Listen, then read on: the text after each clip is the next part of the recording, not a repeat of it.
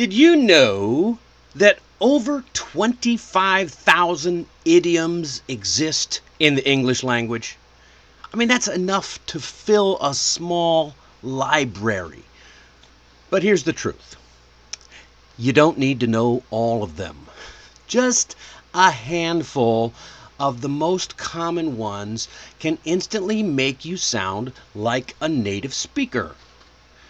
Idioms are like the secret handshake of English. They show people that you're in the club. And just like tying this bow tie, once you get the hang of a few, the rest will eventually fall into place. So here's my tip for you.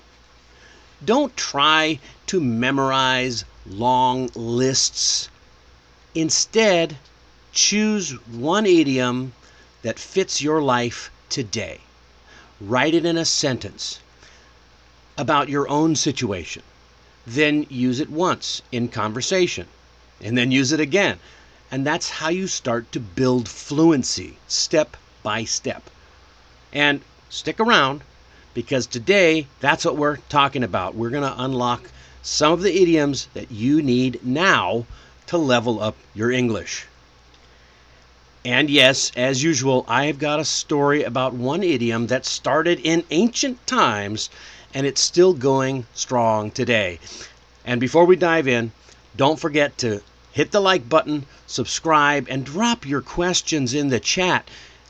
I'll answer a few after the Mastery Minute, live if we've got any. All right? So let me start by introducing you to Sarah. She's one of my coaching clients, and she works in the finance industry. And let me tell you, she can handle all the technical vocabulary. But whenever her colleagues used idioms like call the shots or on the ball, she would freeze. She told me, "Dennis, I know the words, but I don't get the meaning." So what did we do? We practiced a few common idioms that she would need in the office. And I told her to start writing some down so that we could talk about what they mean. And suddenly, she wasn't just following meetings, she was leading them. And her boss even joked, "Sarah, you sound more British than I do." That's my poor British accent. And that is the power of idioms. So, which one should you learn first? Let's break it down step by step. We're going to talk about why idioms matter. As I mentioned before, over 25,000 idioms exist in the English language. And learning just a few of the most common ones can make you sound more like a native speaker. Isn't that what we're all here for? Here's why it matters. Idioms pop up everywhere. You'll see them in emails. In meetings, you'll hear them, or when colleagues are having small talk or casual chats. And if you don't recognize them, then you risk making the connection. You risk missing the meaning. But once you learn them, you'll not only understand, you'll make the connection with the people you're talking with. So tonight, let's zoom in on the handful that you'll actually hear and use the most. Now, this is not an exhaustive list, but it will give you a few ideas. The first one we have is take the plunge. Picture this. You've been standing at the edge of a diving board for minutes. I remember I used to do this when I was a kid. The water, it looks cold. Your heart is racing, but once you leap, it'll be exhilarating, really exciting. And that's exactly what this idiom means. It means deciding to do something important or risky after thinking about it for a little while. For example, after months of thinking, she finally took the plunge and launched her own business. So imagine her sitting at an office. It's a safe job. She doesn't really love it though. She's dreaming about running her own cafe. And she hesitated for months, weighing the risks, telling herself she wasn't ready. Then one day she sighed, signed the lease, bought the equipment, and opened the doors. So now it's not just words on a page or an imagination. That's what it looks like to take the plunge in real life. Facing fear and fully committing. And the phrase, like I mentioned, it comes straight from diving. It's bold. It's a little scary at first, but rewarding once you do it. And just like diving in business life and in life, you often need courage to take the first step. So you're not just dipping your toe in the water to check to see if it's ready. It means you are committed fully, taking the plunge. So just think about that. If you want to start a business and quit your company, or maybe you're a student and you're signing up for your first presentation in English, let's take the plunge. No half measures, no hedging your bets, just bold commitment. It's pretty powerful. I like take the plunge. Very powerful expression. The next one up is on the ball. Okay, let's look at that. Imagine a soccer player who's locked in like this guy on the slide. His eyes are sharp. They're tracking the ball's every move. They react quickly, they anticipate the play, and make smart decisions. That's the picture behind this idiom. And it means being smart and alert and effective. So, how does this look in example? Well, you might hear something like, she's really on the ball when it comes to client relationships. You know, you're in a busy office, you got a client email with a sudden request, other people are scrambling around, and she's already anticipated the need. She's got the files ready, the replies done within minutes, and everyone notices she is on the ball, alert, proactive, and dependable. That's what being on the ball is all about. Where does it come from? It comes from sports, like the soccer match. Any sport where you have a ball and it requires your focus on the ball so you can perform well. And it works in business and daily life. It means you're sharp and ready and proactive. You're not just responding to problems, but you're anticipating them before they happen. So you can think about this when you want to compliment a colleague. You can say, wow, you're really on the ball. All right. Next one up is to call the shots. This is a key one because in a business life, you often will hear someone and you're looking for people who's calling the shots. Imagine you've got a general on a battlefield or a coach on the sidelines. They point, they give the signal, and everyone follows. That's what it means, to be in control or making the important decisions. For example, you might hear someone say, hey, who's calling the shots on this project? You might have a team where everyone's tossing out ideas, but nobody knows who's getting the final say.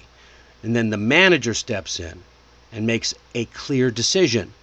And that's when you know it's obvious who's really calling the shots. The person with the authority to steer the direction of work.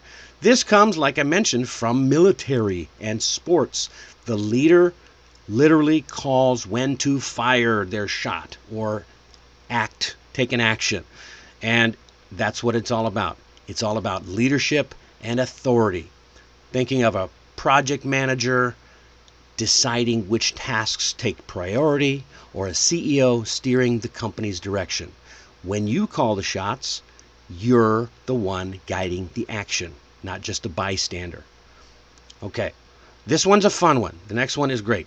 Break a leg. Have you ever heard anybody say break a leg? And you wonder, why would you wish that on anybody? You probably have. If you haven't heard it in the office, you might have heard it in a movie or something. Well, imagine this. You're standing backstage, and that's the origin here. The lights are hot. Your heart's racing. You're nervous. I know. I used to do it. I was an actor. And instead of saying good luck, your fellow actor whispers to you, hey, go out there, break a leg. It's weird. But in this way, we're actually wishing people good luck right before a performance. You might hear somebody say, "Oh, it's okay, you've got this presentation. Go out there, break a leg." So that's when you're going to hear it in real life. So a lot of people might be wondering, where did this come from? Why would you wish somebody that they break their leg?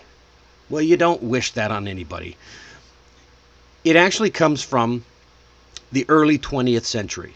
American theater was a big deal, and it was a superstition that actors, they thought that saying good luck might jinx their performance. Jinx, or put a bad, it will be opposite of their performance. So instead, they would use an opposite phrase. So the first recording in print was in 1948, but it is thought that people were saying this way back in the 1920s. But why leg? Well, in old theaters, and even modern theaters, if you go to one, a large theater, there's a big long curtain on either side of the stage, and that is called a leg.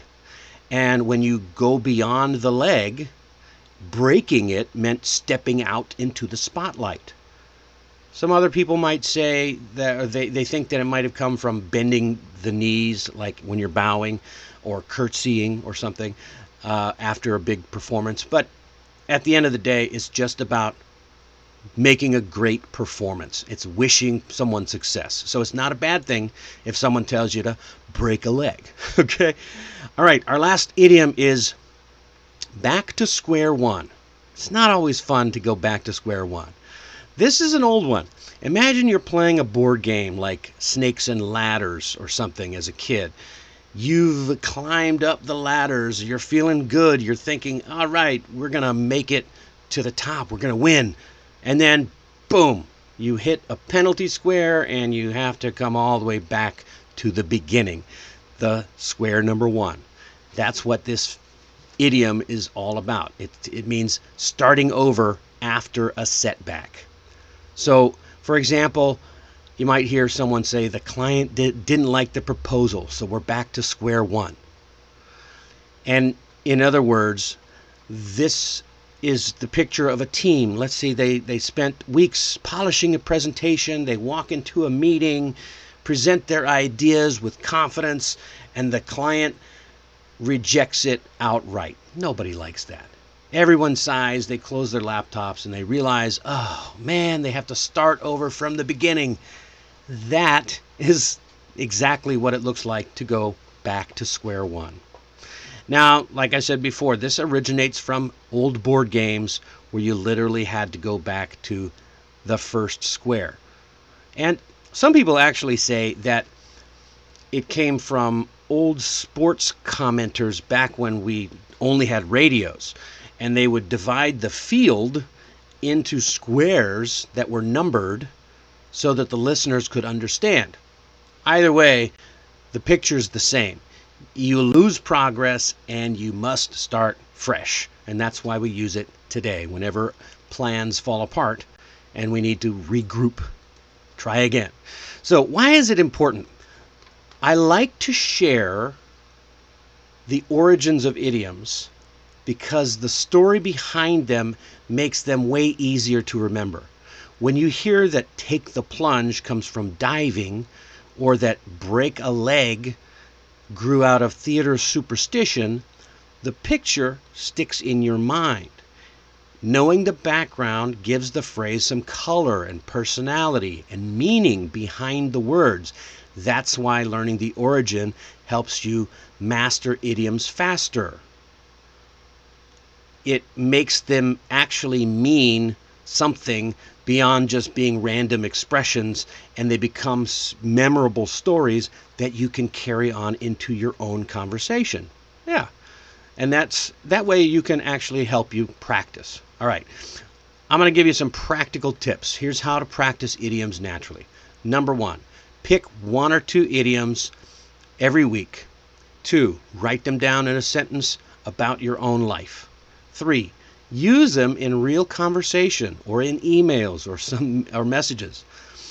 Listen for them in podcasts or movies or meetings, if you have an English meeting team, that will help you, and write them down when you listen for them. That'll help you to remember and look them up later on.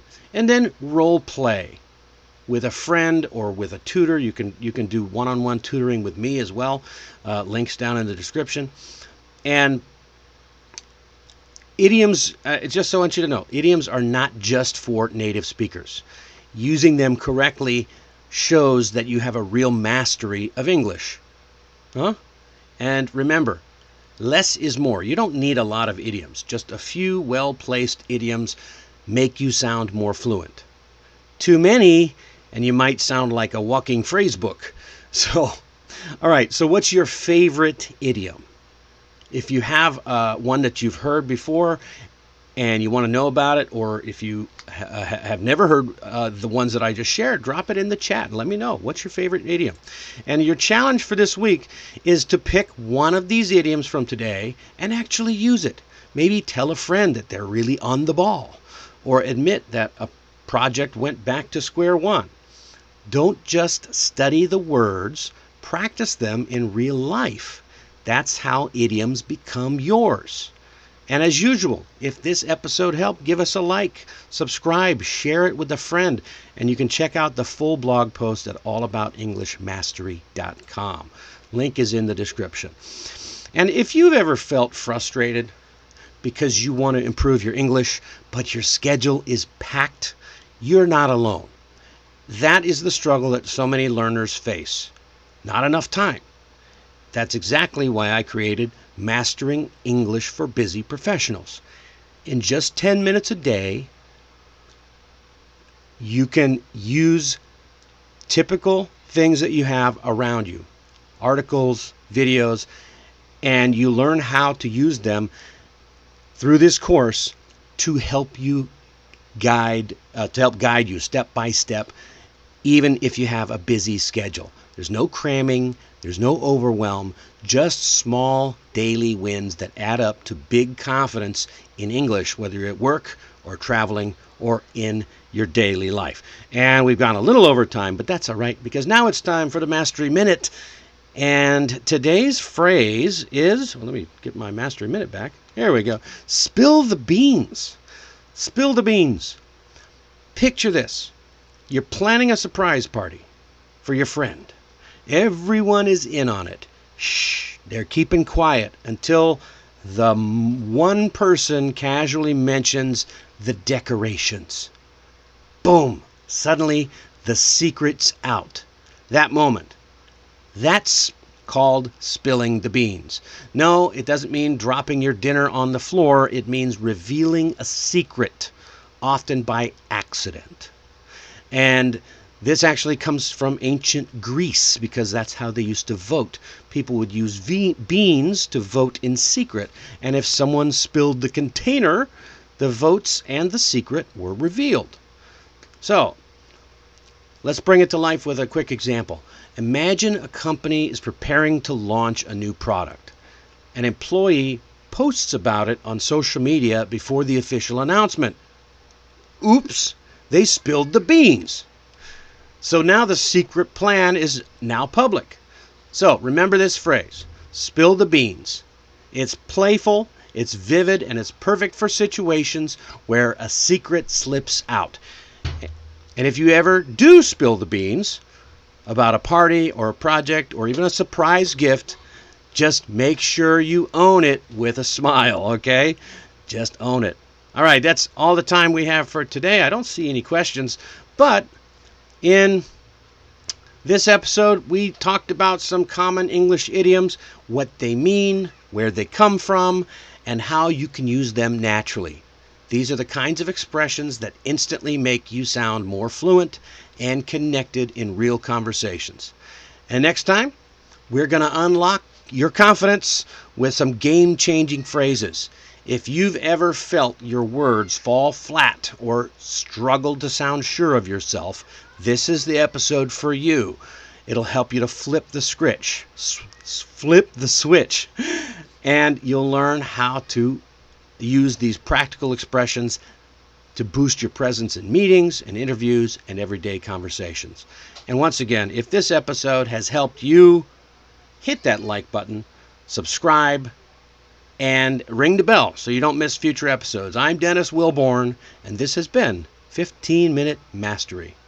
Have a good weekend, everybody.